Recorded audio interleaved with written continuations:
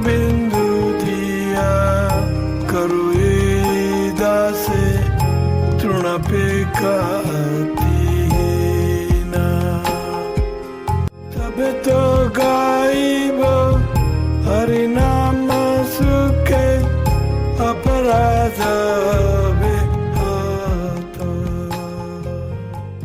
अष्टकुंजों का वर्णन।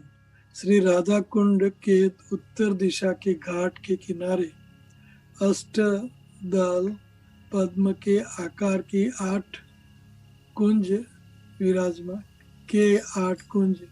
विराजमान है। इन सब में ललिता कुंज सबसे बड़ी है। इस कुंज के ठीक बीच एक अनंग रंगाम्बुज नाम का चबूतरा है। यह 1000 दल वाले कमल के आकार का है। उसके आगे केले के वृक्षों की श्रेणियां हैं। यह कुंज लीलाओं की अनुयायी है, अर्थात आवश्यकता अनुसार छोटी बड़ी हो जाती है। तो एक कमल दल आवश्यकता के मुताबिक छोटा या बड़ा हो जाता है। कमल श्री ललिता ने अपनी शिष्य कलावती को इनकी देखभाल के लिए नियुक्त कर रखा है। इनमें सब ऋतुएं निरंतर विद्यमान रहती है। यह ललिता नंद कुंज समस्त लीलाओं की खान स्वरूप है। लीला संबंधी सब द्रव्य और सखियां इस कुंज में हर समय विद्यमान रहती है। यह श्री राधा कृष्ण का पट मंदिर नाम से विख्यात है।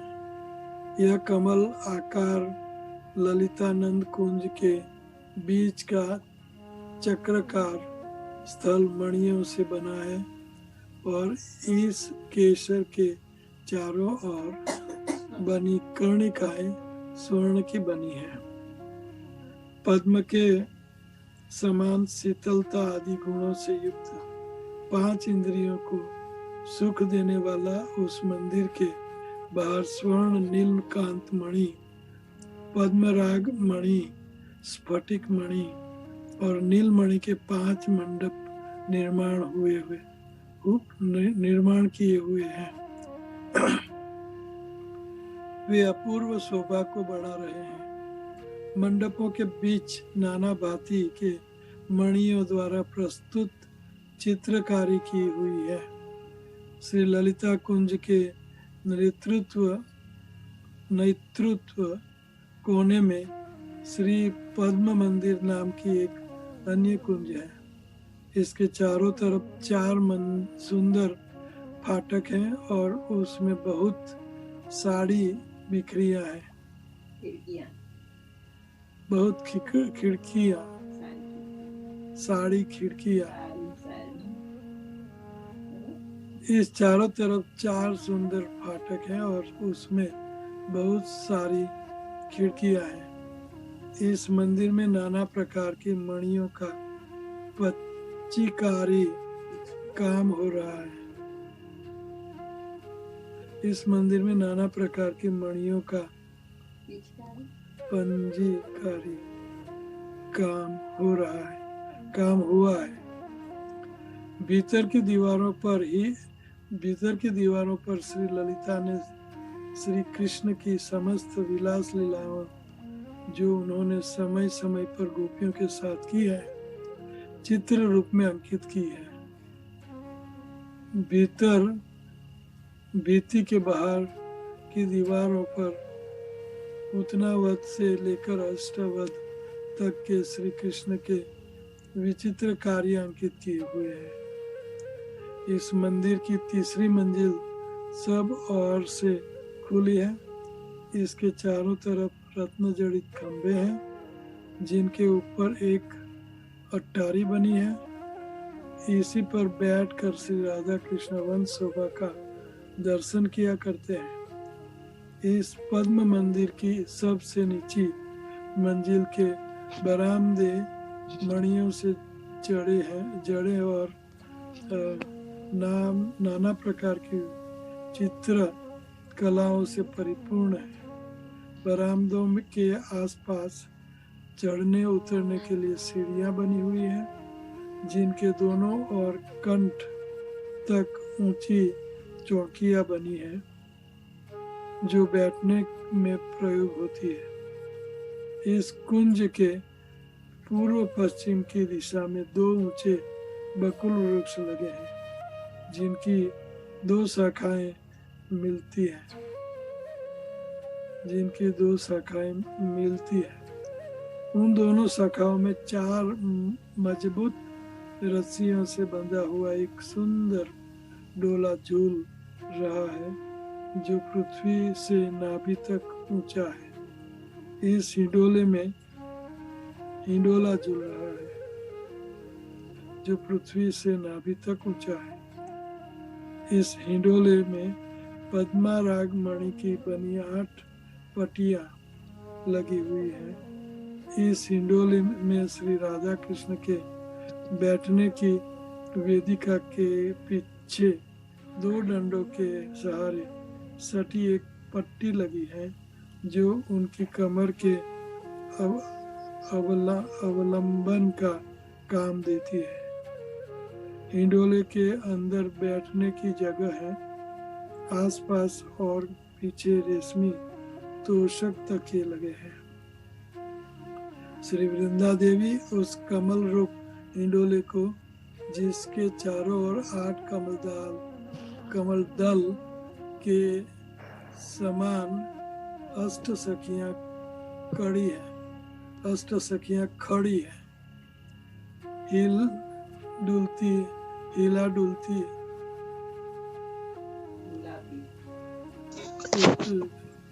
हिला डुलाती है तथा अन्य सखियां नीचे खड़ी गान करती हैं। यहाँ एक और विचित्र घटना दिखाई देती है। जब राधा कृष्ण डोले में विराजमान है, तब सबको ऐसा दिखाई देने लगता है कि श्री राधा कृष्ण का मुख हर एक के समान ही है,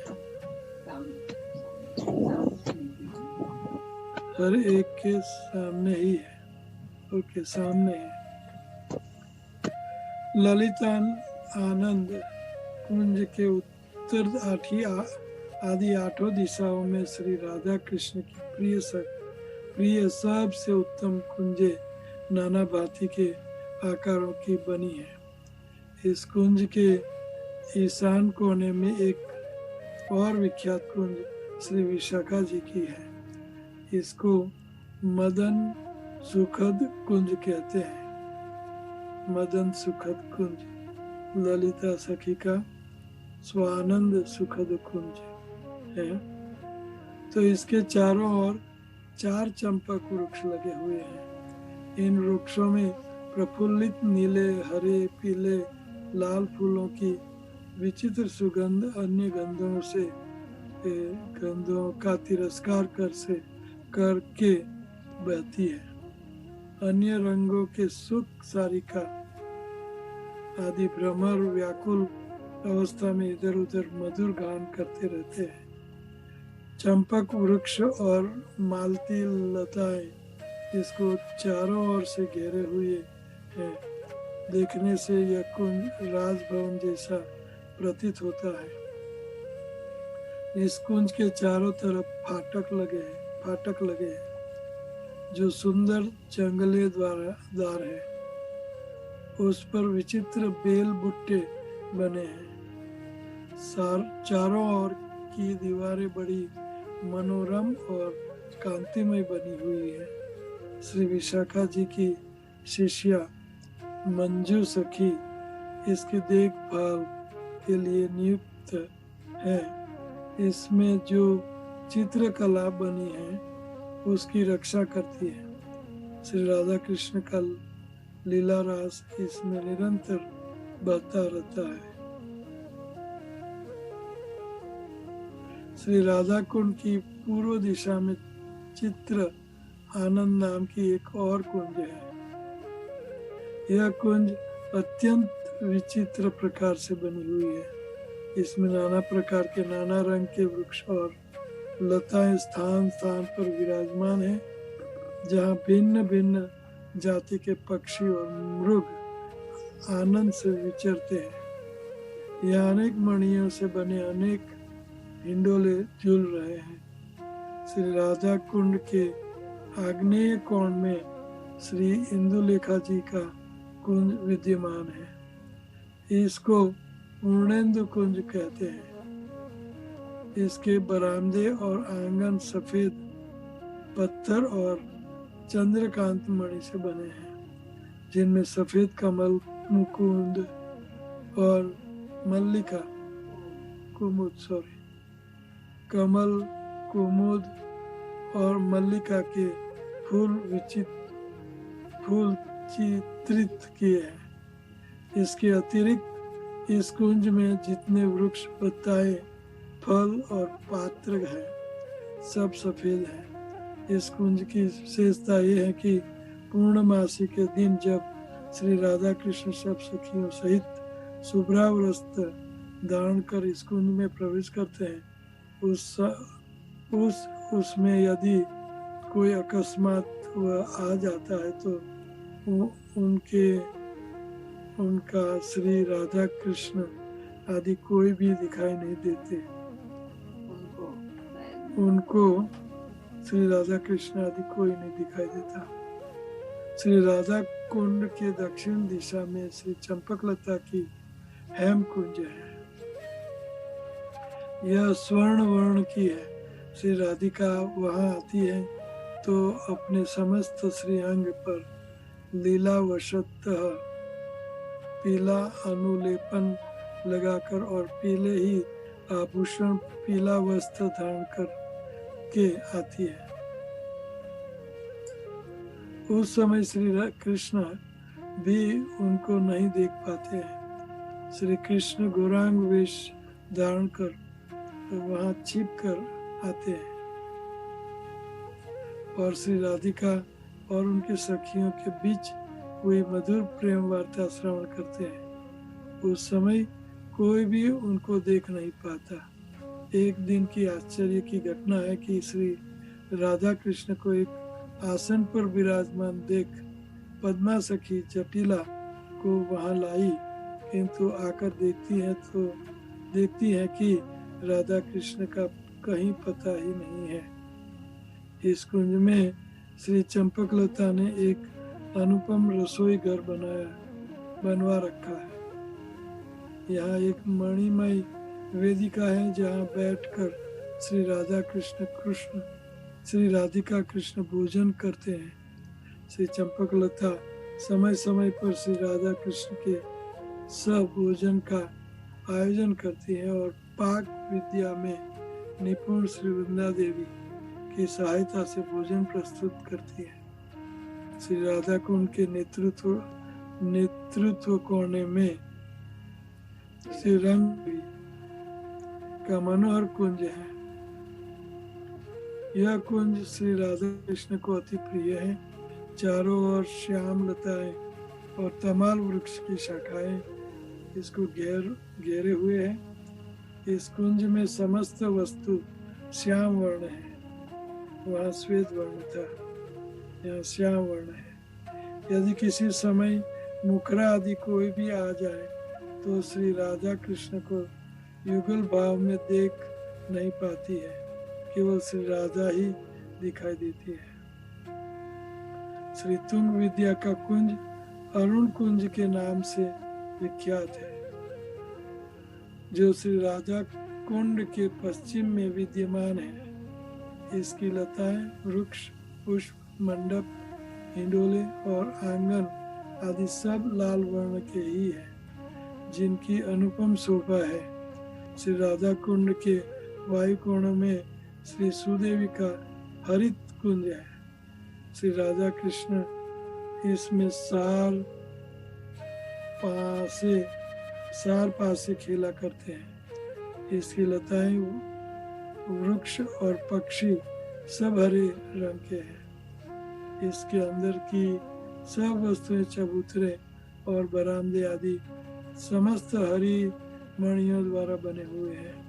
श्री राधा कुंड के बीच जल के ऊपर श्री राधा जी की छोटी बहन अनंगा मंदिर का सलील मंदिर नाम का कुंज है।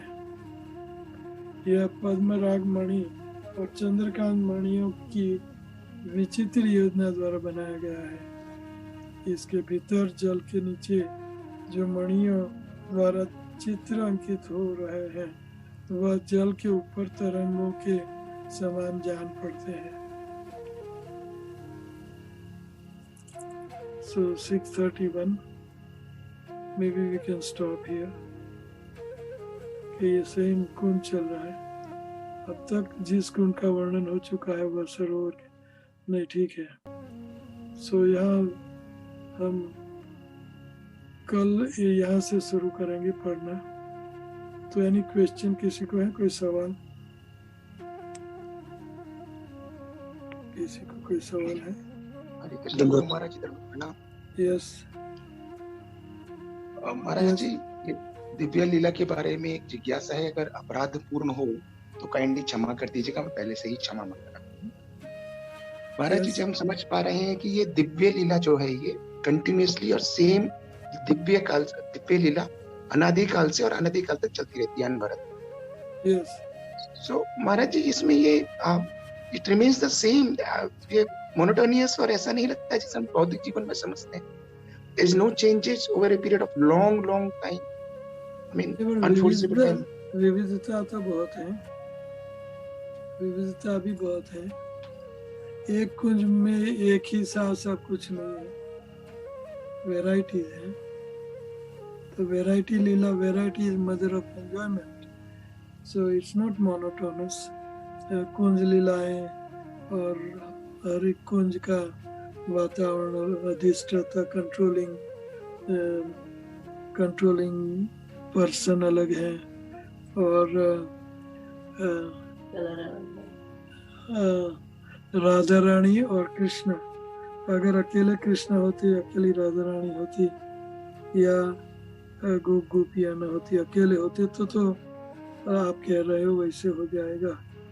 लेकिन अनंत सखियां हैं और अनंत लीलाएं हैं, और बोट लीला है, कुंज की लीला है, और स्विंग लीला, झूले की लीलाएं हैं। और ये राधा कृष्ण बहुत उसमें सुख पाते हैं। तो मोनोटोनस नहीं है। मोनोटोनस होने पर भी उसमें विविधता है ना। तो और कोई सवाल? जी महाराज जी, थैंक यू वेरी मच महाराज जी। मैं इस भौतिक आंखों से ये दिव्यता नहीं देख पा रहा हूँ, आपने समझाया, थोड़ा समझ में आया। थैंक यू वेरी मच महाराज जी। हरे कृष्ण। हरे कृष्ण। दंडवत प्रणाम गुरु महाराज। हरे कृष्ण। यस महाराज जी, कविराज गोस्वामी का ये मौलिक रचना है ना, ये बुक जो अष्टजाम लीला, तो कविराज गोस्वामी अपने आंखों से ये सारे चीज देखते होंगे ना, इतनी पुंखानुपुंख वर्णन। ऐसा तो नहीं है किसी बुक से उन्होंने लिखे, तो ये सारी चीज उन्होंने दर्शन किए होंगे महाराज, नहीं? बिल्कुल बिल्कुल बिल्कुल दिव्य दृष्टि से लिखा होगा, क्योंकि ये कोई भौतिक दृष्टि से लिखा नहीं जा सकता। ये सब इतना डिटेल में उन्हें अष्टयाम लीला लिखी है। अष्टयाम लीला पर इतना बड़ा पुस्तक और इतनी डिटेल सब कुछ। रूप गोस्वामी जैसे दिव्य दृष्टि से लिखते थे, वैसे सब गोस्वामियों ने अपना लिटरेचर दिव्य दृष्टि से लिखा है। तो इसलिए तो कहीं इंटीमेट पास टाइम के ग्रंथ जो से कलयुग में कोई समझ नहीं पाएगा, तो इसलिए ग्रंथ समाधि भी, कई ग्रंथों को समाधि भी दी गई है। तो कॉम्पिटिटर बन जाते हैं श्री कृष्ण के सब। तो इसलिए कई इंटीमेट पास टाइम्स के ग्रंथ समाधि जो सनातन गोस्वामी की समाधि मंदिर में ये समाधि है, कॉर्नर में ग्रंथ समाधि। तो ये डिटेल सब सट गोस्वामी और ये परिकर सारे देख रहे हैं और लिख रहे हैं। और ये कोई फैंटेसी नहीं है, दिस इज रियलिटी। फैंटेसी का अर्थ काल्पनिक नहीं है, ये सब सत्य लीलाएं हैं। और कोई सवाल? धन्यवाद महाराज। हरे कृष्ण। हरे कृष्ण। प्रणाम गुरु महाराज। Yes. गुरु महाराज, ये ग्रंथ समाधि मतलब क्या होता है exactly? ग्रंथ समाधि का अर्थ है कि जो ऐसी लीलाएं हैं, जो ये अष्टयाम लीला है, कुंज निकुंजों की लीला है, और उज्जवल नीलमणि है, उसमें सारी सखियों के साथ भगवान की लीलाओं का वर्णन है। और उससे भी सटल और दिव्य और इंटीमेट पास टाइम के जो ग्रंथ हैं, वो ग्रंथ कलयुग के लोग समझ नहीं पाएंगे और मजाक मस्करी करेंगे। तो इससे इस सब गोस्वामियों का ग्रंथ जो इंटीमेट बहुत गूढ़ लीलाएं वर्णन करते हैं, तो वो ग्रंथ को जमीन में विसर्जन कर दिया गया, क्योंकि ये लोग समझ नहीं पाएंगे और उल्टा सुल्टा कुछ अर्थ लेंगे जो ऑलरेडी ले ही रहे हैं। तो ये लिटरेचर जो इंटीमेट लिटरेचर था, ये सारा साहित्य को समाधि दी गई, अर्थात जमीन में उनका विसर्जन किया गया। ये ग्रंथ समाधि है। सनातन गोस्वामी के समाधि मंदिर में पीछे है, कभी दिखाएंगे आपको। और कोई सवाल? Thank you Guru Maharaj. हरे कृष्ण। और कोई सवाल? ओके। नित्यम भागवत सेवया की पांचाकल्पतरुभ्यश्च कृपा सिंधुभ्येव च पतितानां पावनेभ्यो वैष्णवेभ्यो नमो नमः। हरे कृष्ण।